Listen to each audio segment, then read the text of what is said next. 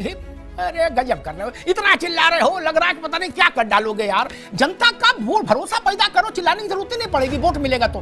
अब वोट नहीं मिलेगा तो चाहे जितना चिल्लाओ। क्योंकि मैं पिछड़े वर्ग से आता हूँ, टैक्स देना पड़ता था स्तन ढकने के लिए, तो क्या बीजेपी वहां ले जाना चाहती है क्या? और महिलाओं को पति के मरने के बाद सती करने पे उतारू हो जाएगी क्या? क्या प्राचीनतम चाहती है? भारत पेट्रोलियम, इंडिया पेट्रोलियम नहीं, भारत पेट्रोलियम। क्यों इंडिया पेट्रोलियम क्यों नहीं किया? भारतीय रेल और इंडियन रेलवे दोनों चलते हैं, क्या समस्या है? आप आवाज बंद करवा देते हैं जी। जब आप अपनी बात बोलते हैं तो हम लोगों की आवाज बंद कर देते हैं। हाँ, तो नहीं, सब लोग एक साथ नहीं बोल सकते ना विकास, सब लोग एक साथ नहीं बोल सकते। जी अग्निहोत्री जी, इस बात को स्वीकार करिए, आपके चैनल में लोकतंत्र का जितना गला घोटा जाता है ये पूरे विश्व में खतरे की घंटी बज रही है। क्यों? बोला कि वो पाकिस्तान ले लेगा इंडिया नाम, बताइए अब इस पर। नमस्कार दोस्तों, स्वागत है आपका अमिताभ अग्निहोत्री जी की एक नए जोरदार धमाकेदार डिबेट वीडियो में। तो दोस्तों ये है पार्ट 2। तो आपको डिबेट का टॉपिक बताने की जरूरत मैं समझता नहीं, भारत वर्सेस इंडिया ये टॉपिक डिबेट वीडियो का है। तो दोस्तों इस डिबेट वीडियो में आप देखोगे कि जो कांग्रेस पार्टी के प्रवक्ता है और समाजवादी पार्टी के प्रवक्ता मनोज यादव, ये दोनों प्रधानमंत्री मोदी जी से न जाने क्या खुन्नक खाए बैठे हैं कि वो इतने ज़्यादा अपशब्द कहे जा रहे हैं। आप देखोगे तो आप भी हतप्रद हो जाओगे कि ये क्या है, ये कैसे प्रवक्ता है जो इतनी ज़्यादा खुन्नक खाए बैठे हैं कि जाने प्रधानमंत्री मोदी जी को कच्चा चबा जाए, इतने खुन्नक खाए बैठे। तो दोस्तों डिबेट वीडियो ज़बरदस्त है, आपको पूरा मजा आएगा। अमिताभ अग्निहोत्री जी ने भी इनको सटीक जवाब दिया है, आपको बहुत ही इस डिबेट में आनंद आने वाला है। तो चलिए शुरू करते हैं डिबेट वीडियो, लेट्स स्टार्ट। बहुत दिन हो गए हैं, मजा नहीं आ रहा है। अभी मजा आएगा ना भिड़ो। पिक्चर चालू करो बे। विकास श्रीवास्तव, एक बड़ा सवाल खड़ा होता है कि भारत के संविधान में टेक्निकल स्थिति को अगर समझें, क्योंकि थेतरई तो एक सीमा से आगे जाती नहीं ना भाई। थेतरई मान लो कहीं छत पर खड़े होकर चिल्लाने लगो, उससे तो कुछ हासिल होना नहीं है, अल्टीमेटली तथ्य पे जाना है। ठीक, ये लोग ये और कहते हैं इनको दौरा पड़ता है, इसके अलावा क्या कहेंगे?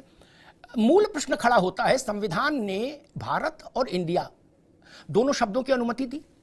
संविधान ने, मेरी बात गौर से सुनिएगा तभी उत्तर आ पाएगा मित्र, इसी पर सबसे उत्तर लूंगा एक ही प्रश्न पर। संविधान ने यह कहीं एम्बार्गो नहीं लगाया कि 10 में 5 बार इंडिया लिखा जाएगा, 5 बार भारत लिखा जाएगा, या कोई संख्या दी हो, नहीं।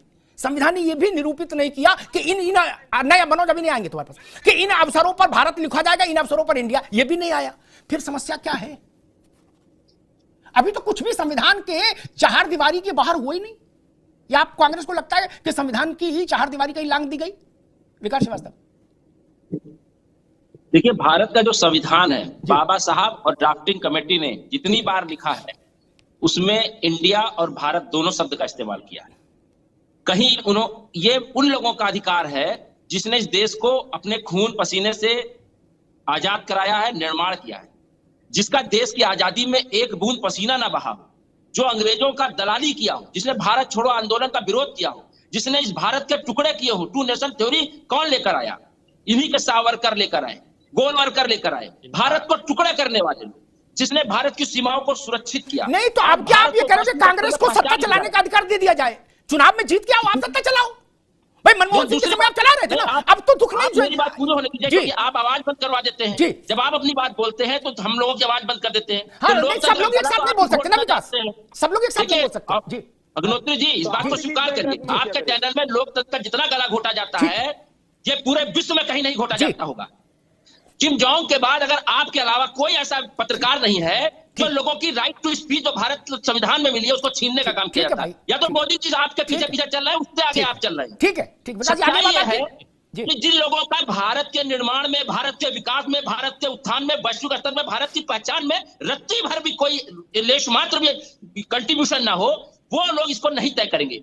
और रहा सवाल ये चुनाव मुद्दों पे होगा। जी ठीक, मुद्दों पे होगा। ठीक है विकास भाई, विकास भाई ठीक है, मुद्दों पर होगा चुनाव। ठीक बात, रुक जाओ, ये बड़ी समस्या है। ठीक है विकास जी, आगे बात। बड़ी समस्या ये है कि उत्तर प्रदेश में कांग्रेस को 2% वोट मिला और वो ये कहना ये चाहे कि भाई हमने इनको जो सत्ता, जिनको जनता ने सत्ता दी, ये सत्ता नहीं चलाएंगे। बोले क्यों? बोले हमने आजादी की लड़ाई लड़ी इसलिए हम चलाएंगे। आपको वोट 2% मिला, ये तो मानो। अब 2% में आपको सत्ता चलाने कैसे दे दे? दिल्ली में कांग्रेस कहे या भाजपा कहे अरविंद को हटा के हम सत्ता चलाएंगे, तो ये तो संभव नहीं ना। या उत्तर प्रदेश में मुलायम सिंह जी, अखिलेश यादव की पार्टी कहे कि जी हम सत्ता चलाएंगे, नहीं ना। आप चुनाव में जीत के आओगे तब ना चलाओगे। मनोज यादव जी, जो बात मुलायम सिंह जी ने 2004 में कही थी, समाजवादी पार्टी उसके साथ खड़ी है या उसके विरुद्ध खड़ी है?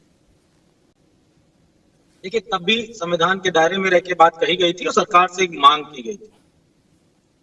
हिंदी का भी हमने बड़ा जोर शोर से आवाज उठाई थी और अंग्रेजी की खिलाफत करी थी।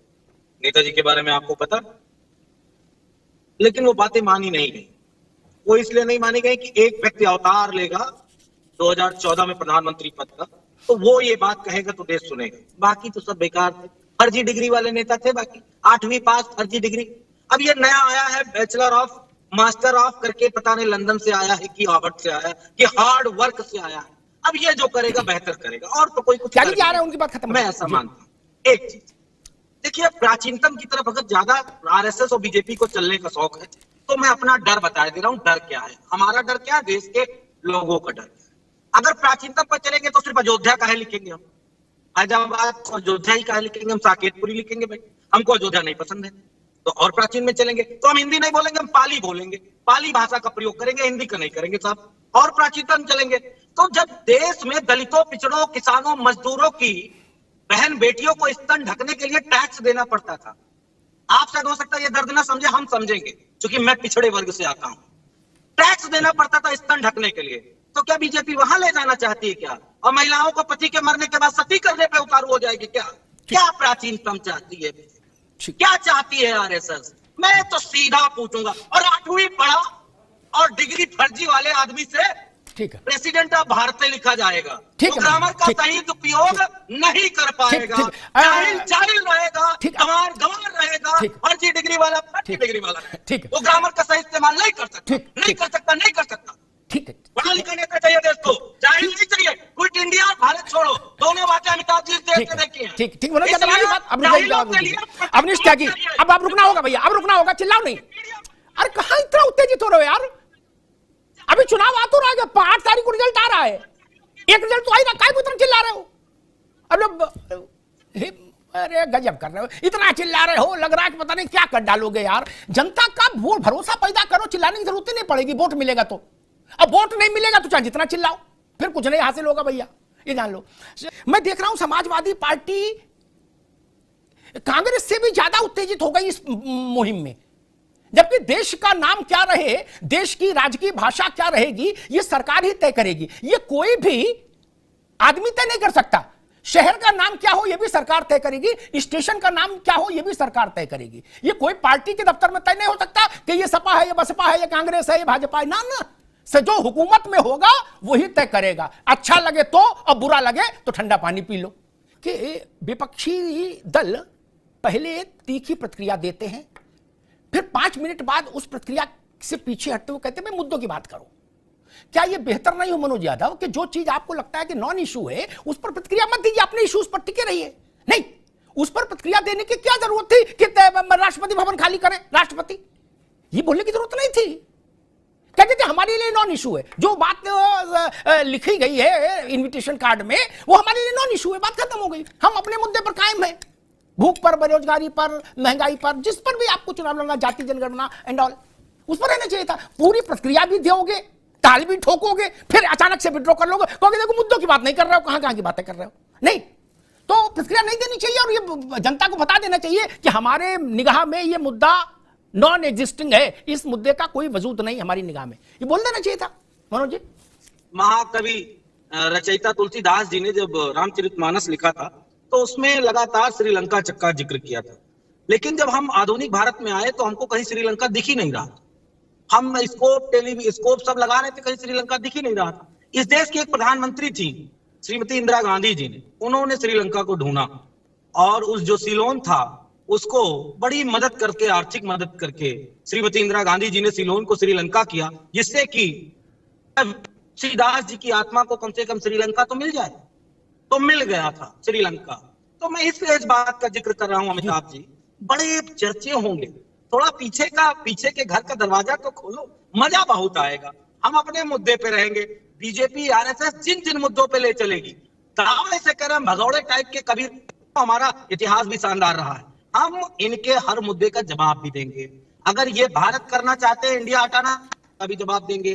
अगर ये चाहते हैं कि ये विपक्ष बिल्कुल किसी लायक नहीं है, तो इसका भी आपको जवाब देंगे। भ्रष्टाचार से लड़के थक गए, राष्ट्रभक्ति पूरी कर चुके, अर्थव्यवस्था पांचवें तक लाके हाँफ गए, तो अब आए हैं इंडिया को भारत करने।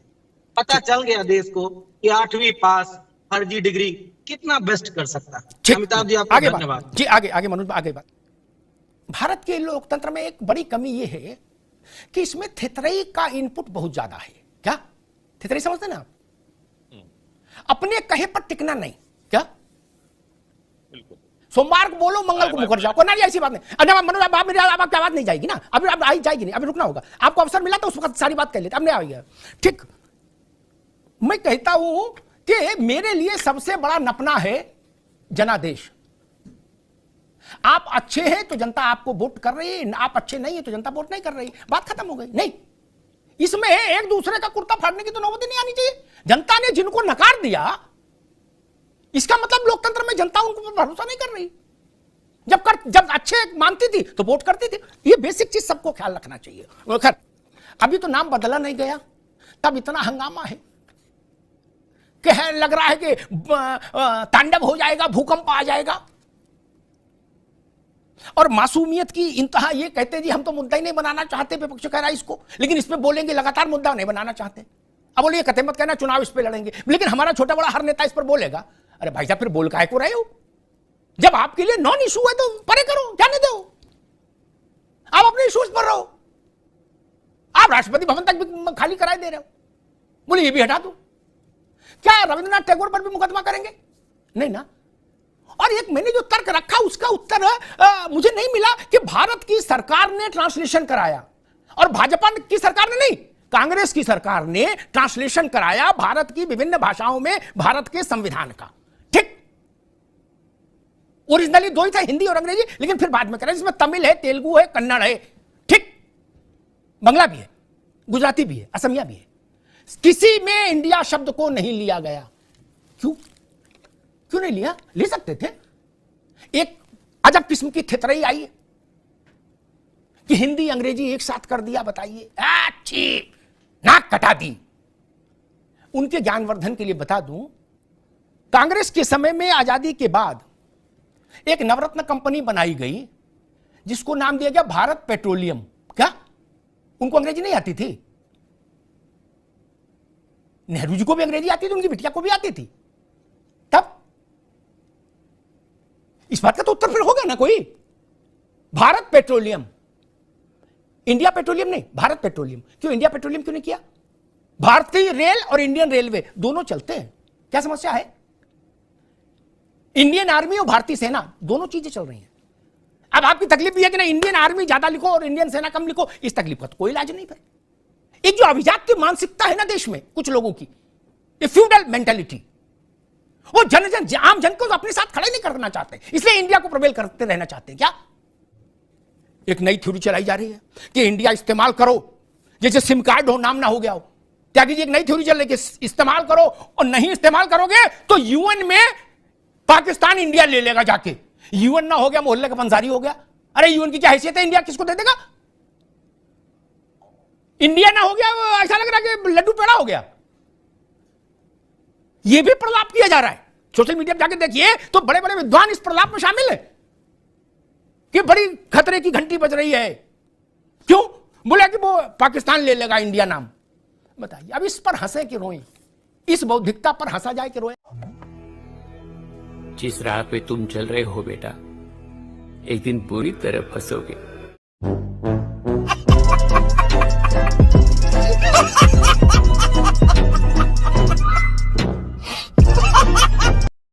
तो दोस्तों डिबेट हो गई खत्म, वीडियो हो गई पूरी। उम्मीद करता हूं दोस्तों ये डिबेट वीडियो आपको पसंद आई होगी। तो दोस्तों अमिताभ अग्निहोत्री जी की ये डिबेट वीडियो आपको पसंद आई? अगर ऐसी ही डिबेट वीडियो आप देखना पसंद करते हो तो इस चैनल को सब्सक्राइब करते जरूर जाओगे। मैं मिलता हूं आपसे अगले वीडियो में, तब तक के लिए जय हिंद, वंदे मातरम।